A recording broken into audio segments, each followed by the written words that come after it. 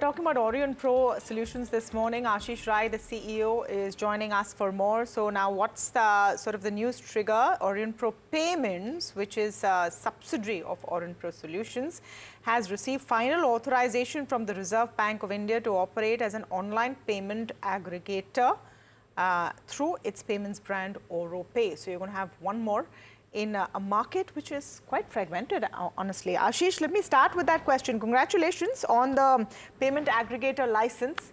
And, that's really the first question that comes to mind. How does this change things for you? And how do you make a market what is honestly quite a fragmented market with a lot of players right now? Yeah. Hi, good morning, Tamanna. Thank you for having us. Look, I think the goal is not to create a first order sort of value here. The goal is to really create an end-to-end solution. So what we are out to build is a highly specialized next generation digital payments player that brings together Aurionpro's strengths in building out end-to-end solutions together with a payments capability that really adds value, right? So what we've generally seen is the first order value capture is just running the transactions. That's never that significant. And you're right, there are a lot of players there. But the second order value capture is where you create a lot of value both for the end client. So we are a very prominent player in transit, where we have one of the most integrated end-to-end stacks in the space. We are a major player in India. And then we run the transactions through gateways that we own. That adds to the margin profile, that adds to the end-to-end sort of solution value, right? So the goal is to create a highly specialized player that is very, very differentiated from what else is out there in the market. How would that differentiation look? How would that pan out, Ashish? You mentioned 2 or 3 pockets which create higher value. Can you elaborate on that? Because that's where the game is, isn't it? Yeah, it is. And you're right? So basically, the initial focus for us is going to be on use cases where we are already a prominent player in. So that's more centered around, B2B payments, simplifying both around receivables, payables, where we already are present with a lot of software offerings and platforms. The other is transit, where we already present as a prominent player. For example, we service, UP Transport, one of the largest bus organizations in the world, Haryana Transport, etc. Right? So we basically go through where we are already present and create differentiated value there. And of course, over the long run, you can go out and expand the use cases as you go. Ashish, good morning.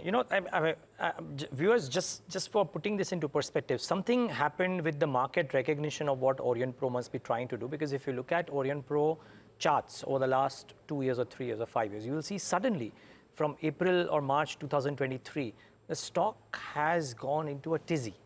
Now, Ashish, I would love to understand, there are some notes that we read which speak about how for a player which is sub $100 million revenue, you've done a number of things which a market may not expect. Some tie-ups, MasterCard, what have you, and the kind of deals that you might be cracking.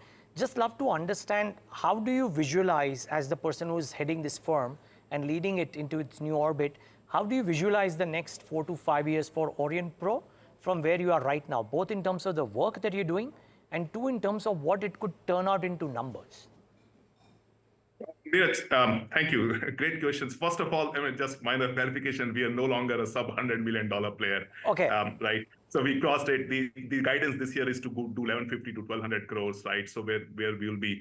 You're right. We're still probably a fairly small player in what is a giant industry. I think the difference for us, so we pivoted the business away from a fairly diversified, IT services play about, let's say, 3.5, 4 years back, into a very sharply focused products and platforms player, which can play on a global scale. We chose bets where, we thought there was something fundamentally transformative happening in the space, so that the demand runway we can see 5, 7 years out. For example, closed loop to open loop transition in the transit side, corporate banking, transaction banking, the transformation, right? So we're betting on spaces which have long demand runways. The focus is on creating globally competitive tier 1 products that can go out and take share globally.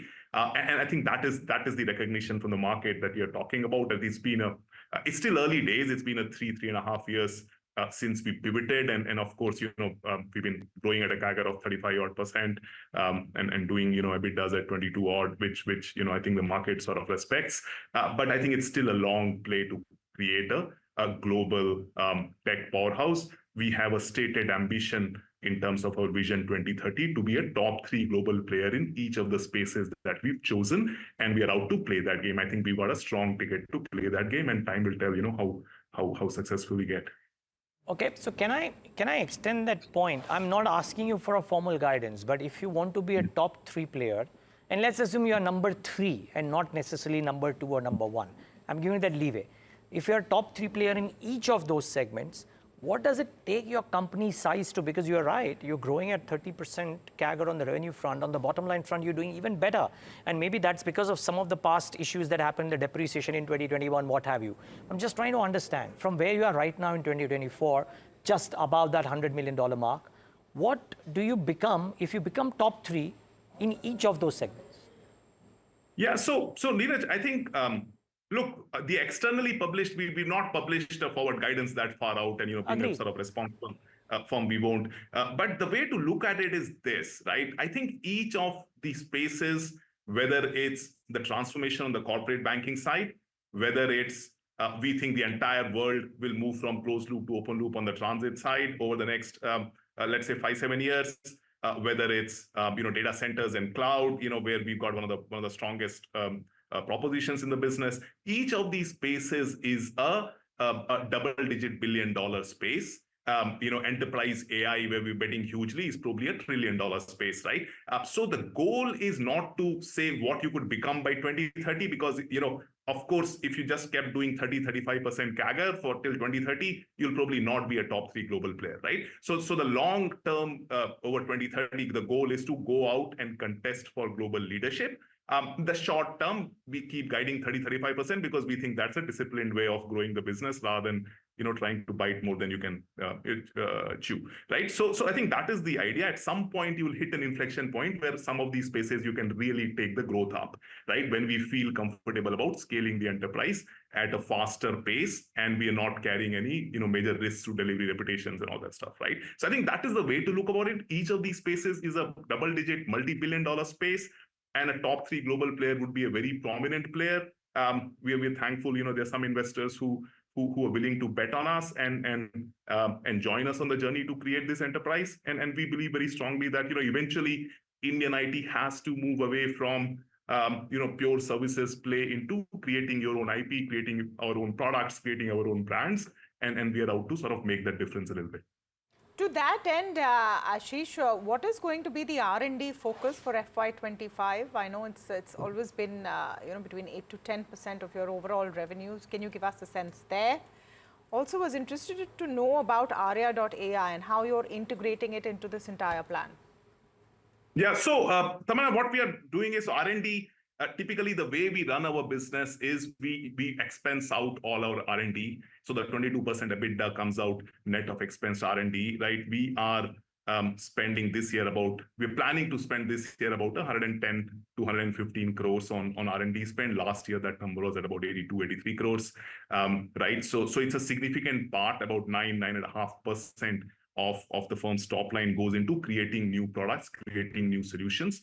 Arya.ai is a very specialized place. So as you've seen over the last, last couple of years at least, there is a lot of talk about AI.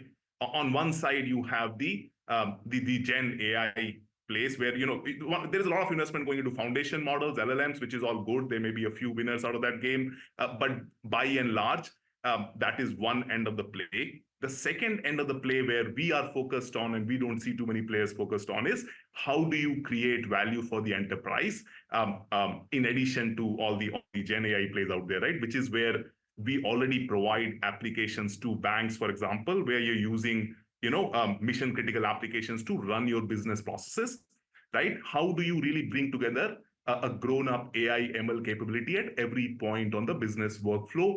It could be fully autonomous agents, it could be a human assisted by an ML model, it could be predictive models going in, but actually create value at that level in the enterprise. If you look at evolution of any technology, ultimately a lot of value capture happens on the application layer, right? And I think that is where we are good at. That is what we are out to build. And Arya.ai adds immensely to that capability for us to bring together an enterprise application stack with a grown-up ML, AI ML stack, right? I think that's essentially what the play is. Okay. Well, Ashish, at some point of time, we'll probably do a longer conversation on all of these things because a lot of it is very new age and deserves more explanation time. But for today, we'll have to call it a day because there's only as much time on the show today. But lovely talking to you, Ashish, and we wish you all the best for this aspirational goal till 2030. May you be not just in the top 3, but within the kissing distance of being the top player as well. Thank you for joining in today. Thank you. Thank you.